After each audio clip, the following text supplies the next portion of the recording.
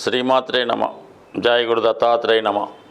ఈ వీడియోలో మనం సెప్టెంబర్ 15 నుంచి 21వ తారీఖు మధ్యలో జరగబోయే వార ఫలాలు మిథున రాశి వారికి ఏ విధంగా ఉండబోతున్నాయి అన్న విషయాన్ని పరిశీలిస్తే, మరి మిథున రాశి వారికి ఇంచుమించుగా ఈ వారం అంతా కూడా రాశ్యాధిపతి బుధుడు తృతీయ స్థానం సంచరించడం జరుగుతూ ఉంటుంది.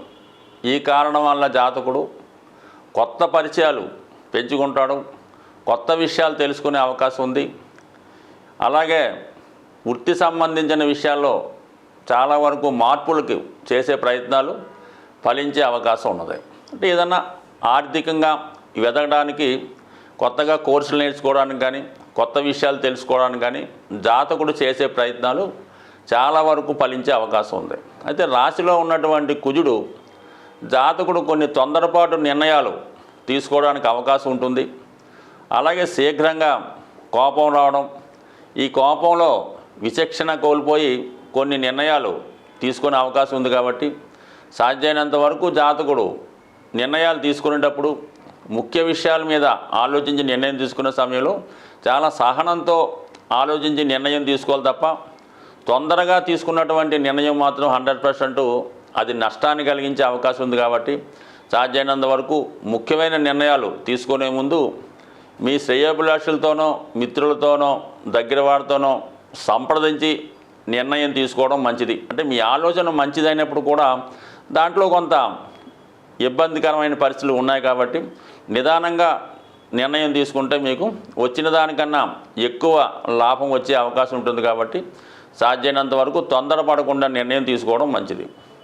సెప్టెంబర్ 17వ తారీఖున రవి చతుర్థ స్థానంలోకి సంచరించడం జరుగుతుంది. అది కూడా కన్యా రాశి అవ్వటం వల్ల యాక్చువల్గా జాతకుడికి రవి లగ్నంలోకి వస్తే ఎటువంటి ఫలితం ఇస్తాడో అటువంటి ఫలితాన్ని ఇవ్వడం వల్ల జాతకుడికి గతంలో కన్నా ఎక్కువ సామర్థ్యం పెరుగుతుంది. ఎంత గొప్పవారినైనా ఎదిరించి, లేదంటే అతని సామర్థ్యాన్ని నిరూపించుకొని జీవితంలో తను చేసే కార్యక్రమం కరెక్ట్ అనిపించుకునేలా ఉంటుంది. ఆత్మవిశ్వాసం పెరుగుతుంది. గొప్ప ధైర్యంతో ముందడుగు వేసే అవకాశం ఉంటుంది. అట్ ది సేమ్ టైం ఈ టైంలో వారం చివరిలో జాతకుడికి ఆర్థిక పరంగా కలిసి రావడం వల్ల మరి ఏదైనా స్థిరాస్తి మీద పెట్టుబడి పెట్టడం కానీ, వాహనం, గృహం లాంటి కొనడం కానీ జరిగే అవకాశం ఉంది. లేని సందర్భంలో గృహానికి అవసరమైనటువంటి గృహోపకరణాలు సమకూర్చుకునే సూచనలు కూడా ఉన్నాయి. అంటే సాధ్యమైనంత వరకు ఎప్పుడు కూడా ఈ మిథున రాశి వారు ఏదో విధంగా ధనాన్ని ఖర్చు పెట్టడానికే ప్రయత్నం చేస్తుంటారు. అది ఎక్కువ అవసరం ఉన్నా అవసరం లేకపోయినా ఏదో విధంగా కొత్తగా మార్కెట్లోకి వస్తున్నటువంటి ప్రతిదాన్ని కూడా కొంటూ ఉంటారు. చాలా వరకు అది ఎంతవరకు అవసరమో ఆలోచించి తీసుకుంటే మంచిది తప్ప తొందరపడి కొనటం వల్ల కొంతవరకు వృధా అయ్యే అవకాశం ఉంది. కాబట్టి సాధ్యమైనంత వరకు ఈ వారం ఇన్వెస్ట్మెంట్ చేసేటప్పుడు స్థిరాస్తుల మీద, ఫిక్స్డ్ మీద చేసుకుంటే మంచిది తప్ప ఈ విధంగా చిల్లర వాటి మీద ఖర్చు పెట్టడం వల్ల వేస్ట్ అయ్యే అవకాశం ఉంది. ముఖ్యంగా ఈ రాశిలో ఉన్నటువంటి స్త్రీలకి ఈ వారం చివరిలో, అంటే సుమారుగా 18వ తారీఖు తర్వాత నూతన ఉద్యోగ అవకాశాలు పెరిగే అవకాశం ఉంది. ఆ విధంగా వాళ్ళు ఏదైనా కొత్త ఉద్యోగంలో ప్రవేశించడం కానీ, అలాగే ఉద్యోగం లేని వారు కొత్త ఉద్యోగం రావడం కానీ కొంతవరకు వాళ్ళకి చాలా అనుకూలంగా ఉంటుంది. ఇదే సమయంలో ఈ మిథున రాశిలో కళారంగంలో కానీ, టీవీ మీడియా రంగంలో ఉన్న వాళ్ళకి ఖచ్చితమైనటువంటి గుర్తింపు, కొత్త అవకాశాలు వచ్చే అవకాశం ఉంటుంది.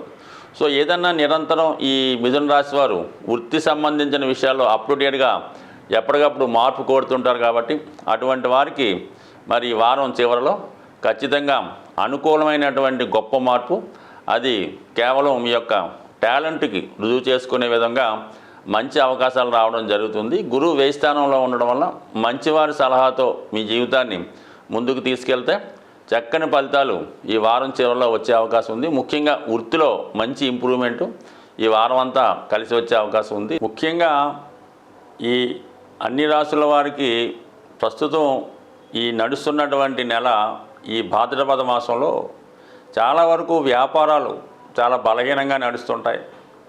అందరి దగ్గర ధనానికి ఇబ్బంది పడుతూ ఉంటారు.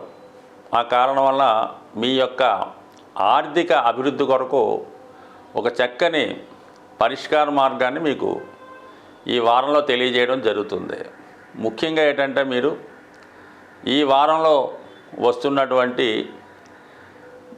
బుధవారం రోజు ముఖ్యంగా ఎవరైతే వ్యాపారంలో ఇబ్బంది పడుతున్నారో, మనీ రొటేషన్ తగ్గిపోయింది అనుకున్న వాళ్ళు బుధవారం రోజు మీ దగ్గరలో ఉన్నటువంటి హనుమాన్ క్షేత్రంలో స్వామికి తమలపాకులతో చేసినటువంటి మాల అలంకరించి అదే రోజు వడపప్పు నైవేద్యంగా పెట్టి అది భక్తులకి పంచిపెట్టడం వల్ల కంపల్సరిగా మీ యొక్క ఆర్థిక స్థితి మెరుగుపడుతుంది. ఇది సాధ్యం కాని వారు కొంతవరకు అదే రోజు బుధవారం రోజు మాత్రమే అటుకులు బెల్లం ప్రసాదంగా తయారు చేసి విఘ్నేశ్వరుని యొక్క ఆలయంలో నైవేద్యంగా పెట్టి అక్కడ ఉన్నటువంటి భక్తులకి పంచిపెట్టడం వల్ల కంపల్సరిగా మీకు ఆర్థిక పరంగా అభివృద్ధి కలుగుతుంది. ఇక అది అయిన తర్వాత మనకి ఇంకా బెటర్గా ఉండాలంటే మరి ఇంచుమించుగా మనకి ఈ సెప్టెంబర్ 19వ తారీఖు అంటే ఇంచుమించుగా మీకు శుక్రవారం, ఈ వారం శుక్రవారం రోజు శుక్రుడు స్వక్షేత్రంలోకి వస్తున్నాడు కాబట్టి ఆ రోజు మీరు ఏదైనా అమ్మవారి ఆలయానికి సాయంకాలం పూట దర్శించుకొని ఎరుపు రంగు పువ్వులు అంటే సాధారణంగా గులాబీలు కానీ ఆ ఎరుపు రంగులో ఉన్నటువంటి పూలు అమ్మవారి ఆలయంలో సమర్పించి విధి విధానంగా పూజ చేసుకోవడం వల్ల 100% మీకు ఉన్నటువంటి ఆర్థికపరమైన సమస్యలు తొలగే అవకాశం ఉంది. సో ఇది నుండి కేవలం ఒకే వారం కాకుండా ఒక 3 వారాలు, ఒక 5 వారాలు చేయడం వల్ల ఇంకా మీకు మంచి ఫలితం వచ్చే అవకాశం ఉంది. స్వస్తి.